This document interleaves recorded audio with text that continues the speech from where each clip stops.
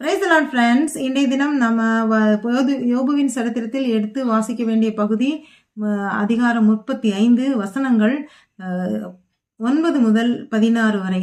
இந்த வசனங்களை எலிகு தான் பேசுறாரு. அவருடைய நண்பர்கள் எல்லாரும் வந்து யோபு அவருடைய நண்பர்கள் எல்லாரும் இருக்காங்க.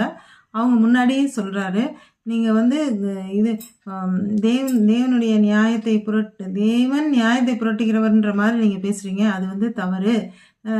தேவனுக்கு வந்து நான் என்னுடைய கஷ்டம் தெரியல அப்படின்னும் யோபு சொல்றாரு. அதுவும் வந்து சரியில்லாத விஷயம். இதை வந்து அவர் எந்த விதமா சொல்லணும் அப்படின்னா, என்னுடைய தவறுகள் வந்து பெரிதாக இருக்கிறது. இதை வந்து என்னை அதுக்கு என்னுடைய மீறுதல்கள் வந்து அதிகமாக உள்ளது. எந்த மீறுதல்கள் நிமித்தம் என்னை தண்டிக்கிறீங்க, அந்த மீறுதல்களை எனக்கு அறிவியுங்கள், நான் அந்த தவறுகளை ஓவர் கம் பண்ணுவேன் அப்படின்ற மாதிரி சொல்லணும். ஆனால் யோபு வந்து தேவையில்லாத வார்த்தைகளை வசனித்து பேசி கொண்டிருக்கிறார் அப்படின்னு சொல்லி இந்த அதிகாரத்தோட கடைசி வசனத்தை சொல்லியிருக்காரு. அது சரிதானா அப்படின்றத நீங்கள் அதிகாரத்தை எடுத்து வாசித்து எனக்கு கமெண்ட்ல ஷேர் பண்ணுங்க. அல்லேலூயா.